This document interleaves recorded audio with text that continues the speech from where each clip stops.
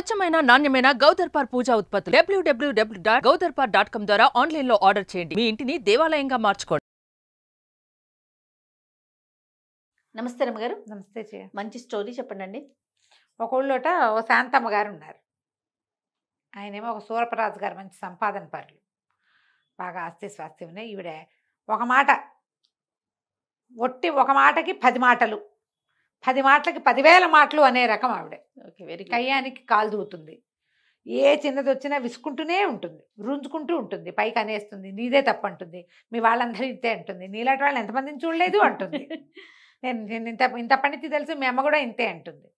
ఇక ఇన్ని రకాలుగా అనే ఈ మామూలు కోపిష్టిది కాదు. ఇలా ఉంటే వాళ్ళని ఆపలేక మొగుళ్ళు ఊరుకుంటారు, పిల్లలు నోరు మూసుకూరుకుంటారు. చెయ్య వదిలేస్తారు కదా. ఇక వాళ్ళు భరించలేక, వాళ్ళ నస భరించలేక వదిలేస్తే పోతుంది. ఆమె పొట్లాట భరించలేక పడిపోతారు రమ్మగారు. ఇలాంటి వాళ్ళు పడిపోతారు. ఇలాగే జరుగుతుంది. ఎంతమంది ఉన్నారమ్మా ఇట్లా. అవునండి, ఎంతమందో. ఎక్కడికో వెళ్ళాం జయ, ఇప్పుడు చెప్తా. ఎక్కడికో వెళ్ళాం, ఆవిడెవరో ఫోటో అడిగారు. మిమ్మల్ని ఫోటో అడిగితే నేను ఫోటో తీసుకొచ్చా అన్నారు. వద్దమ్మా, దేవాలయం మీరు ఇచ్చేదండి, మేమే తీసుకుంటాం. మీ ఫోటో ఆమె తీసేసుకుంటారా? వద్దండి, వాళ్ళు ఎవరికి ఇవ్వలేదు, మీరు కూడా తీయకండి అమ్మా. ఆయన దేవాలయంలో ఉన్నారట అంటే ఏం పర్వాలేదండి, పర్వాలేదంటారు. ఏం పర్వాలేదు ఏంటమ్మా, గుళ్ళో నాకు ఇష్టం లేదు, దేవాలయంలో నన్ను ఫోటోలు తీసుకోవటం ఏమిటి, నేను భరించలేను దాన్ని, బయటికి వెళ్ళాక తీసుకుందామని చెప్తాను చెయ్య చాలా మందికి నేను. కొంతమంది వెయిట్ చేస్తారు, కొంతమంది కోపం వస్తుంది, ఏమిటి ఇప్పుడు పోజు కొడుతోంది అనుకుంటారు, ఏమిటి నాకు అంత మాత్రం నియమం ఉండకూడదా అనుకుంటా నేను. నా బతుకు ఒక నియమం వద్దా, నాకు అలాగే అనిపిస్తుంది. వాళ్ళ సంగతి ఎట్లా, నాకు అవమానంగా ఉంటుంది. నన్ను ఇప్పుడు ఏ గౌరవంతో నువ్వు నన్ను ఫోటో అడిగావు, అది నువ్వు నిలబెట్టుకోవాలి, నన్ను కూడా నిలబెట్టుకొని ఇవ్వాలి కదా. మీకే నా సెల్ఫ్ ఎస్టీమ్, నాకేం ఉండదు, పాడు బాగా ఉంటుంది కదా. నవ్వొస్తుంటుంది. ఇవాళ ఎంతమంది శత్రువులు అయ్యారు నీకు అని అడుగుతారు మా వాళ్ళు. ఫోటో ఇవ్వకపోతే కుదరదు, అందరూ బయటకు వచ్చాక ఇస్తానమ్మా అని చెప్తా. కొంతమంది పాపం ఉండి ఫోటో కోసం ఆగామండి అని తీసుకుంటారు, ప్రేమిస్తారు వాళ్ళు. నన్ను విమర్శించడం వాళ్ళ ఉద్దేశం కాదు, నాకు యాటిట్యూడ్ అనిపిస్తే నువ్వు నన్ను, నీకు మంచి మాట చెప్పడం ఎందుకు, మంచి మాట చెప్పే వాళ్ళకు కూడా యాటిట్యూడ్. వీళ్ళే ఈ శాంతమ్మ గారు అనమాట. ఓకే, వాళ్ళే. అయితే ఈవిడ పోట్లాడేసేది. ఇక పుట్టింటి వాళ్ళని లేదు, అత్తింటి వాళ్ళని లేదు, కొడుకు పెళ్ళి వాళ్ళని లేదు, అందరు ఇదే గోల. సరే, అందరు అనేవాళ్ళు, అమ్మో రేపు పొద్దున్న దీనికి కోడళ్ళు వస్తే ఉంటారు వాళ్ళు దాని సంగతి అనుకునేవాళ్ళు. ఇద్దరు కొడుకుల్లో పెద్ద పిల్లాడికి పెళ్లి చేశారు. పెద్దవాడి పెళ్ళాము మేనమావ కూతురు కాదు, మేనమావ కూతురు. ఈయన ఏమనుకున్నాడు, సొంత మేనగోడలు కమల పిల్లని ముద్దుగా చూసుకుంటుంది, తన రక్తం కదా. చాలామంది పోట్లాట కోర్లు కూడా మేనగోడళ్ళు అనగానే మెత్తగా ఉంటారు కదా. ఎంత బాగా చూసినా కోడళ్ళకి చాలదనుకో, మేనగోడళ్ళైనా సరే కోడళ్ళకి సరిపోదు, మేనత్తే కదా అని అనిపించదు. తక్కువ మంది ఉంటారు మేనత్తే, మన మేనత్త, మన అత్త, మనం వీడితో బాగా ఉండాలి అనుకునే వాళ్ళు 50% కూడా ఉండరు జయ. అక్కడ అత్తగారితనమే నడుస్తూ ఉంటుంది ఏం చేసినా సరే. సరే బాగుంటుంది అనుకుంటే ఇక మేనగోడల్ని కూడా ఆవిడ వదల్లా. అన్నిటికీ కసిరేది, కేకలేసేది, తిట్టేది, మీ అమ్మ ఇంతేననేది, నువ్వు ఇంతేననేది, ఏదో అనేది అనేది అనేది అనేది విరక్తి పుట్టింది దానికి, ఆ కమలకి, ఆ పిల్లకి విరక్తి పుట్టి, నేనుండను, నేను రాను, వేరు కాపురం పెడితేనే వస్తా, నన్ను తీసుకురావడానికి రా, నువ్వు మీ అమ్మ దగ్గరికి అయితే నేను రాను బాబా అని మొగుడికి చెప్పేసింది, వెళ్ళిపోయింది. ఏం చేస్తారు, ఆలోచించి ఈయన పెద్ద పిల్లాన్ని బయట పెట్టడం ఇష్టం లేదు, వ్యాపారం అంతా కలుసున్న వ్యాపారం, ఇవాళ ఇల్లు వేరైతే రేపొద్దున వ్యాపారాలు వేరైపోతాయి. ఆలోచించి రాజుగారు ఏం చేశారు, సరే వేరే ఇల్లు తీసుకుని పిల్లని కాపురానికి తీసుకొచ్చారు. సరే కొన్నాళ్ళకి వాళ్ళకి ఒక కొడుకు కూడా పుట్టాడు. రెండో పిల్లాడి పెళ్లి సంబంధాలు రాలా. ఈయనకి భయం పట్టుకుంది, ఉన్న ఒక బావమరిది కూతుర్ని ఇక్కడ చేసాం, ఇదేమో ఇట్టా తగలబడింది, ఎవరిని తెస్తే ఏమవుతుందో, ఎవరిని తెచ్చినా ఇదే కదా. ఇక రోజులు గడిచినాయి. సరే ఏమైంది, ఈయన ఒకనాడు పై ఊళ్ళో ఉన్న ఒక స్నేహితుడిని కలవడానికి వెళ్ళారు. కొంచెం కలిగిన కుటుంబమే వాళ్ళు కూడా, వీళ్ళలాగానే స్థితిపరులు. అయితే ఏమైంది, వాళ్ళ ఇంటికి వెళ్తే ఈయన కబుర్లు చెప్పుకుంటున్నారు. ఆయనకు ఒక కూతురు ఉంది, ఇంకా ఎవరో 2-3 పిల్లలు ఉన్నారు. పిల్ల కొంచెం చక్కగా కుదురుగా ముచ్చటగా చూడడానికి బాగుంది, జడగీడ చక్కగా ఉంది. పిల్ల అటు ఇటు తిరుగుతుంది. ఈ లోపల ఏమైంది, వీళ్ళు పిచ్చాపాటి హాల్లో కూర్చొని మాట్లాడుకుంటున్నారు. లోపల ఏదో వంట ప్రయత్నం చేసుకుంటున్నారు తల్లి కూతుళ్ళు కలిసి. ఒక చీరల వ్యాపారస్తుడు వచ్చాడు. వచ్చేసరికల్లా చీరల వ్యాపారస్తుడు అయ్యగారిని ఈయన పలకరించాడు. ఆ ఇంటి ఆయన ఆ పిల్ల తండ్రిని పలకరించిన తర్వాత ఏమన్నాడు, అమ్మాయి గారు దోసెడు వెడల్పు ఉన్న అంచున్న చీరలు తెమ్మన్నారు, గుంటూరు చీరలు వచ్చినాయండి, అందుకని అమ్మాయి గారి కోసం వచ్చాను అని చెప్పాడు. చెప్పేసరికల్లా లోపల ఈయన కేకేశాడు, అమ్మాయి విమల, చీరలు ఆయన ఎవరో వచ్చాడు, నువ్వు కావాలన్న చీరలట, రారా అన్నాడు. అనేసరికల్లా ఆ అమ్మాయి బయటకు వచ్చి ఈ చీరలు ఆయన చూసి, వచ్చారా, కూర్చోండి ఇప్పుడే వస్తానని లోపలికి వెళ్ళి ఓ పాత చీర పట్టుకొచ్చింది. హాల్లోనే జరుగుతోంది. పెద్దవాళ్ళు ఇద్దరు సోఫాల్లో కుర్చీల్లో అవతల కూర్చున్నారు. గుమ్మం దగ్గర ఈ పక్కన ఇంకొంచెం ప్లేస్ ఉంది, ఇక్కడ కూర్చున్నాడు. చీరల వాళ్ళు ఏముంది, మూటలు తెస్తారుగా, మూటలు అవి ఓపెన్ చేయడానికి తివాసి ఏదో పరిచింది, తివాసి మీద పెట్టుకున్నాడు. ఆయన ఊడదీస్తున్నాడు. తీస్తుంటే ఈ పిల్లల లోపల నుంచి వచ్చి, ఈ చీర గుర్తుపట్టారా? ఆయన ఏదో పాత చీరలే ఉంది కదమ్మా అన్నాడు. మీరు ఇచ్చిందేనండి, ఎంత వేలో తీసుకున్నారు, చిరగాల్సిందే కానీ రంగు పోదన్నారు, 3వ ఉతుక్కి ఇట్లా అయిపోయింది, జరి అంతా వెలా తెలబోతోంది, ఇప్పుడు మళ్ళీ మీరు నాకు కొత్త చీరలు తెచ్చిస్తే ముందు దీనికి సమాధానం చెప్పండి, ముందు సమాధానం చెప్పాలిగా అనేసరికల్లా ఆయన కళ్ళబెళ్ళబడి, అయ్యో అమ్మ ఇలా అయిందే, చీరకి చీరిస్తాను మీకు, నాకు చీరకి చీరొద్దు, మీరు వచ్చారు నేను కట్టుకున్నా తడిపా, ఇలా అవదని గ్యారంటీ ఏమిటి నాకు? మీరు ఇంతకుముందు కూడా ఇలాగే అద్భుతమైనవి గట్టంచు చీర తిరగాల్సిందే కానీ రంగు పోదన్నారు, ఇదేమో 3వసారికే పాతగుడ్డయింది, మిమ్మల్ని నమ్మి తీసుకుంటే మీరు నమ్మకం నిలబెట్టుకోవాలి కదా, మీరు గ్యారంటీ ఇవ్వగలిగే బట్ట ఉంటేనే చూపించండి, లేకపోతే నాకొద్దు. ఏ చీరలైతే ఈ అమ్మాయి కోసం తెచ్చాడో ఆయన అవి చూపించలే, వేరే ఏవో పట్టు చీరలు చూపించి వెళ్ళిపోయాడు. ఈయనకి రాజుగారి కళ్ళు మెరిసిపోయినాయి.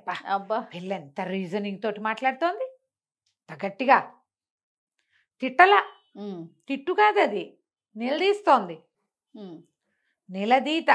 సరే ఏమన్నాడు ఈయన స్నేహితుడితో చెప్పాడు, ఏమో వెంకటరత్నం, నువ్వు నాకు ఒక మాట ఇవ్వాలో అన్నాడు. అంతకంటేనా నీకేం కావాలో చెప్పన్నాడు. మీ పిల్లని మా చిన్నవాడికి ఇచ్చేబోయ్ అని అడిగాడు. ఆయన ఆశ్చర్యపోయాడు, ఎంత మాట అన్నావు నువ్వు, అయ్య బాబోయ్, మా పిల్లని ఇవ్వటమేమిటి, బ్రహ్మాండంగా ఇచ్చేస్తాను, మామూలుగా కాదు, చేసుకో మా పిల్లని చేసుకుందు కానీ అన్నాడు. ఈయన ఇంటికి వెళ్ళి పిల్లని కుదిర్చాను అనేసరికి ఆవిడ రుసరుసలాడి దుమదుమలాడి పిల్లని చూడకుండా నేనా అదే ఇదే అంది. కానీ ఆయన ఆ వెంకటరత్నం గారు బాగా పెట్టుపోతా బాగా చూపించేసరికి మేనగోడలు తెచ్చిద్దానికంటే ఇంకో గుప్పెడు ఎక్కువే వచ్చినాయని ఊరుకుంది. ఈయన ఏమనుకున్నాడు, కమల మెతకది, కొడుక్కి చెప్పాడు, మీ వదినేమో కమల మెతకది, మీ అమ్మకి సమాధానం చెప్పలేకపోయేది, మీ అమ్మ ఒకటేస్తే రెండేసి ఆవిడ తిట్టేది, ఈ పిల్ల మంచి రీజనింగ్ ఉన్న పిల్లరా, మీ అమ్మ నోరు కట్టు, గోల ఉండదు, నువ్వైనా మాతో కలిసి ఉందు కానీ, ఈ పిల్లలు లేని ఈ ఇల్లు ఏమి ఇల్లు, మనవాడు పుట్టాడు పిల్లాడు అక్కడ దోగాడుతున్నాడు, మన ఇల్లు ఏమి ఇటాగే బోసి ఇల్లుగా ఉంది, పెద్దవాళ్ళు అందరిస్తే పిల్లలు లేరు, నువ్వు వెళ్ళిపోతే మేమే మిగులుతాం, నాకు మనవాడి ముద్దు ముచ్చట్లు చూసుకోవాలని ఉంది అని కొడుకుని ఒప్పించాడు. కొడుకు కూడా ఓ పూట వచ్చి ఏ విమలని చూసి సరేనన్నాడు. సరేనంటే సరే వచ్చింది విమల. పిల్ల మంచి పనిమంతురాలు, పని వాళ్ళతో ఉండి పని చేయించగలదు, అవసరమైతే నడువంచి పని చేస్తుంది. ఏ 15 రోజులు 20 రోజులు ఊరుకుందో శాంతమ్మ గారు. ఆ తర్వాత 4 విసిరేది, పిల్ల కిక్కుమనేది కాదు, ఎంత సహనంగా ఉండేదో. అత్తగారు ఏమైనంటే తలొంచుకుపోయేదే కానీ తిరిగి సమాధానమే చెప్పల, ఆవిడ అరుపులే వినపడేవి, ఎందుకు మాట్లాడతారు అట్లా అనేది కాదు. రోజులు గడుస్తున్నాయి. ఈయనకి ఆ పెళ్ళం రంకెలు వేసేయటం, వరిచేయటం, కుక్కిన పోయిన పెనల్లే మాట్లాడవు, మూగి ముద్దలాగా మాట్లాడవు అని అంటాం భార్య వింటూ ఉండేవారు. ఏంటి పిల్ల తెలివిగలది, మాటకి మాట అనగలదు, బోల్డంత రీజనింగ్ ఉంది, నిలదీసే సత్తా ఉన్న పిల్లని చేసుకుంటే ఇది ఇట్లా నోరు మూసుకుని తిట్లు తింటోందే, రేపు నాటికి ఎప్పుడో అప్పుడు కొడుక్కి విసుగుపుట్టినా దీనికి విసుగుపుట్టినా బయటికి వెళ్ళిపోతారు, మళ్ళీ ఒంటరి ఇల్లు సంప్రాప్తం అవుతుంది, పిల్లలు లేని ఇల్లు. ఏం చేయాలో తెలియలే. ఒకనాడు ఏమైంది, శాంతమ్మ గారు గుళ్ళో పురాణం ఉందని వినడానికి రోజు వెళ్తుంది. ఆయన ఏం చేశాడు, రోజు వెళ్తుంది, ఇవాళ కూడా వెళ్తుందని ఇంటికి వచ్చాడు దుకాణం నుంచి. ఆవిడ వెళ్ళిపోయింది గుళ్ళోకి. ఈయన కోడల దగ్గర కూర్చున్నాడు, కేకలిస్తాడు. కేకేసి మంచినీళ్ళు తెమ్మంటే ఏదో పలహారం తెచ్చింది, మామగారి దగ్గర విసనకర్ర పెట్టి చుట్టూ కూర్చుంది. ఈయన అడిగాడు, ఏమమ్మా నువ్వెంత గట్టిదానివి, ఆ రోజు నువ్వు బట్టల వ్యాపారస్తుడు నేను నిలదీసిన విధానం చూసే కదా పెళ్లి చేసుకున్నా, నేను నిన్ను చేసుకున్నాను, మీ అత్తగారు అట్లా నోటికొచ్చినట్టుగా చెలిగి పారేస్తుంటే నువ్వు నోరెత్తకుండా ఉంటావేమిటమ్మా? ఇంత సహనం ఎక్కడి తల్లి నీకు? వెధవ 2 రూపాయలు పారేస్తే వచ్చే చీరకి అంత నిలదీస్తువి, ఎందుకమ్మా మాట్లాడవు అన్నాడు. అనేసరికల్లా అమ్మాయి అంది, అది కాదండి మావయ్య గారు, వ్యాపారస్తుడితో మనకి వ్యాపార సంబంధాలు అవి. మన డబ్బు దానికి తగిన ప్రతిఫలం. మనం ఒక వస్తువు కొన్నామంటే దానికి తగిన డబ్బు ఇచ్చుకుంటాం. మన డబ్బుకి తగిన ప్రతిఫలం చీరలోంచి రావాలి, వస్తువులోంచి. అది సరిగ్గా లేకపోతే మనం అడగాలి. నేను అందుకని అడిగాను. ఇప్పుడు ఇక్కడ నన్ను నానా మాటలు అనేది మా అత్తగారు, నా భర్తకి తల్లి, మా ఇంటి పెద్ద ముత్తైదువు. నేను ఆవిడని ఏమంటాను? ఏమైనా అంటే ఇప్పుడు వ్యాపారస్తుడు వాడు కాకపోతే ఇంకోటి వస్తాడు. ఈవిని తిడితే నాకు ఇంకో అత్తగారు వస్తుందా? తిరగబెడితే ఏముంది, తెగిపోతుంది. అక్కయ్య ఎట్లాగే కదా తెంపుకుని వేరే చోటకి వెళ్ళిపోయింది. నేను కూడా తెంపేస్తే ఎంతసేపు అనటం? అనగలిగి ఉండి ఎందుకంటే లేదంటే తెంపేస్తే తెగిపోతుంది. ఏదో 4 మాటలు అంటుంది, పెద్దది, మా అమ్మ అయితే ఊరుకోనా నేను? అందుకనే ఊరుకుంటున్నా. ఏం చెప్పాలో తెలియలే ఆయనకి. సరేనమ్మా నీ ఓపిక, సహనమంతరాలివి. సరే భార్య వచ్చింది. కాసేపటికి వచ్చాక ఆవిడ లోపలికి వచ్చి కూర్చుంది కామ్గా. ఏమండి దగ్గరలో మంచి రోజు ఏముందండి అని. నాకేం తెలిసే, నీకంటే మంచి బాగా తెలుసా నాకు అంటే, కాదండి ఒక మంచి రోజు చెప్పు. ఇప్పుడు ఏం చేస్తావు నువ్వు? ఏ శుభకార్యం చేయబోతున్నావు? ఎవరిని తూర్పార పట్టడానికి ముహూర్తం కావాలి నీకు అని అడిగాడు.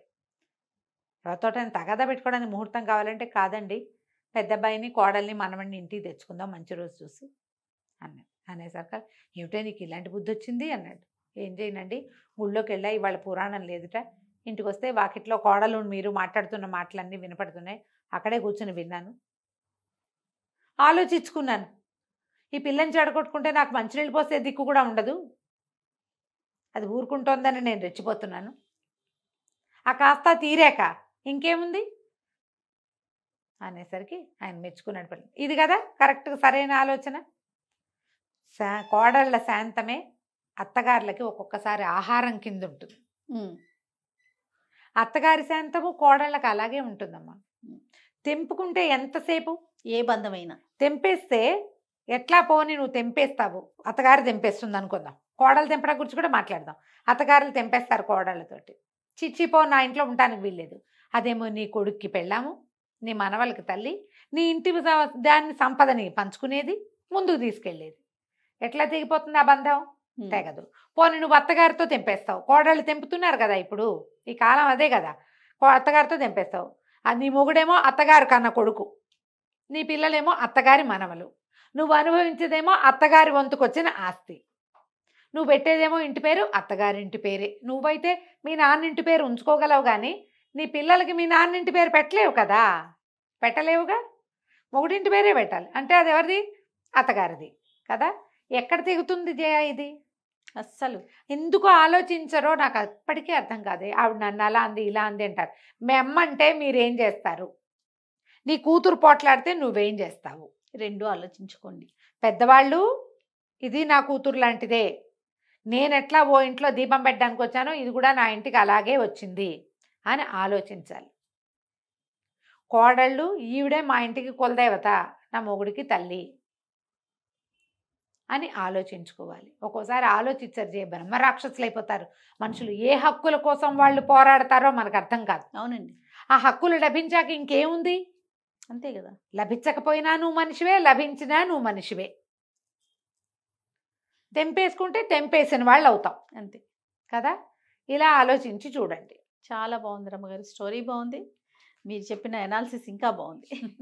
నమస్తే అండి. నమస్తే జయ.